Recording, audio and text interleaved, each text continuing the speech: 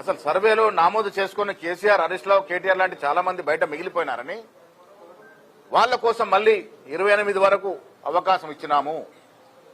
ఈ 3.1 సర్వే జరిగితే కూడా ఇంకా పరిపూర్ణ వాస్తవాలు బయటకు వచ్చే అవకాశం ఉన్నది. ఇవన్నీ కూడా తెలుసుకోకుండా, వాస్తవాల్లోకి పోకుండా బండి సంజయ్ గారు కేంద్ర మంత్రివర్గంలో ఉండి మాట్లాడుతున్నట్టు తీరుతెన్నుల్ని మేము ఖండిస్తా ఉన్నాము.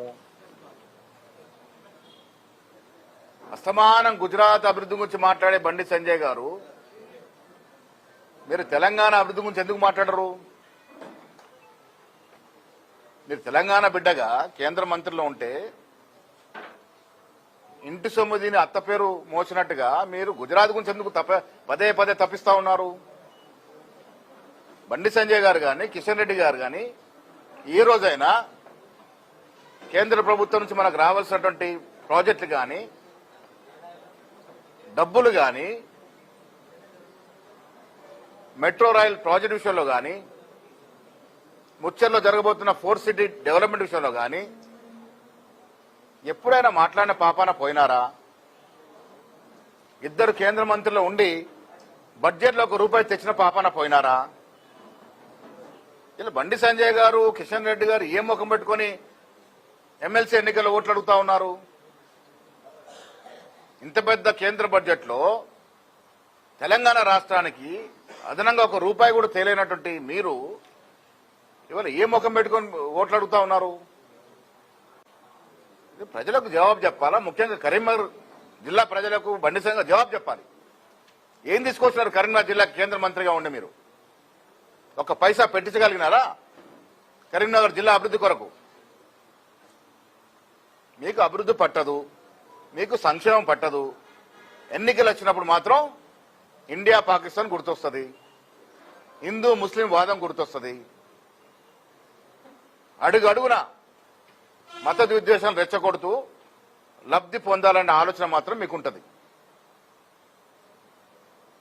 ఇలా బండి సంజయ్ గారికి, కిషన్ రెడ్డికి నేను సూటిగా అడుగుతా ఉన్నాను, మంత్రివర్గంలో ఉన్నట్టు మీరు తెలంగాణ కోసం ఈ సంవత్సర కాలంగా మీరు చేసిన ప్రయత్నం ఏంది? అసలు ఈ రాష్ట్ర అభివృద్ధిలో మీ పాత్ర ఏంటి? కుల సర్వే మీద అసలు మీ అభిప్రాయం ఏమిటి? దేశ చరిత్రలో ఎవరు చేయని విధంగా తెలంగాణ ప్రభుత్వం చేపడితే కడుపు మంటతో ఇది ముందుకు పోకూడదని ఒక అక్కస్తో దీన్ని బద్నాం చేసే ప్రయత్నం చేస్తా ఉన్నారు. కాంగ్రెస్ ప్రభుత్వం ఒక అడుగు ముందుకేసి 42% రిజర్వేషన్ అసెంబ్లీలో చట్టబద్ధ తీసుకొస్తామని, విద్యా ఉద్యోగ అవకాశాలు కలుగజేస్తామని చెప్తున్న తీరుని మీరు నిజంగా బీసీల ప్రేమ ఉంటే రేవంత్ రెడ్డి గారు మీరు చట్టం తీసుకురండి, మేము కేంద్రానికి వెళ్లి 9వ షెడ్యూల్లో చేర్చి ప్రధానమంత్రి ఒప్పించి మెప్పించి బీసీలకు న్యాయం చేస్తామనే ధైర్యం మీకుందా? చెప్పే ధైర్యం మీకుందా? ఇంకా బీసీల గురించి ఏం మాట్లాడుతూ ఉన్నారు? అసలు బీసీలు మీకెందుకు ఓటేయాలి? ఆనాడు రాష్ట్ర అధ్యక్షుడిగా మీరు పనిచేస్తున్నప్పుడు ఒక బీసీ రాష్ట్ర బీజేపీ అధ్యక్షుడిగా ఉంటే మిమ్మల్ని పీకేసి కిషన్ రెడ్డి అయిన రోజున బీసీలకు ఏం జవాబు చెప్పినారు?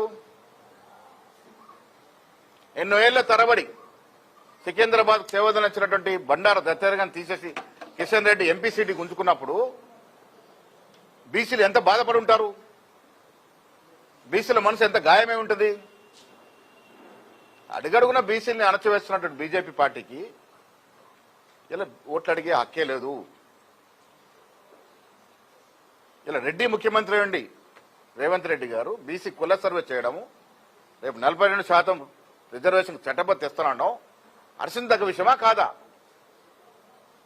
దాన్ని ఆస్వాదించాల్సింది పోయి, దాన్ని ఆశీర్వదించి స్వాగతం చేయాల్సింది పోయి, గుడ్డు మీద ఈకలు లెక్కబెట్టే ప్రయత్నంగా మీరు చేస్తున్న తీరు బీసీలు జీర్ణించుకోలేరు.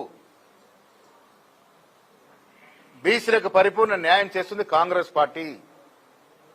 ఇలా బీసీ గ్రాడ్యుయేట్స్ కి మీ ద్వారా విజ్ఞప్తి చేస్తా ఉన్నాను, కుల సర్వే చేసి రేపు అసెంబ్లీలో చట్టబద్ధ తీసుకొస్తున్నటువంటి కాంగ్రెస్ పార్టీ అడుగడుగున బీసీల అభ్యున్నతి కోసం పాటుపడుతున్న కాంగ్రెస్ పార్టీని ఆశీర్వదిస్తారా? బీసీని అనగదొక్కుతూ ఉన్న బీసీలు పీకేసిన బీజేపీ పార్టీకి ఓటేస్తారా? ఆలోచించుకోవాల్సిందిగా నేను బీసీ గ్రాడ్యుయేట్స్ విజ్ఞప్తి చేస్తా ఉన్నాను. బీసీల కోసం సర్వం చేస్తున్న కాంగ్రెస్ పార్టీని మనం ఆశీర్వదిస్తే భవిష్యత్తులో బీసీలకు మరిన్ని అవకాశాలు వస్తాయి. ఇది గుర్తించి ఓటేయాల్సిందిగా నేను విజ్ఞప్తి చేస్తా ఉన్నాను. సోషల్ మీడియాని బీజేపీ పార్టీ కొంతమంది ఇతర అభ్యర్థులు విచ్చలవిడిగా అనైతికంగా వాడుతూ ఉన్నారు. సోషల్ మీడియా అనేది ఒక మంచి మార్గం, మనం మంచి చేయడానికి. దాన్ని చెడుగా వాడుతూ ఉన్నారు, అనైతికంగా వాడుతూ ఉన్నారు.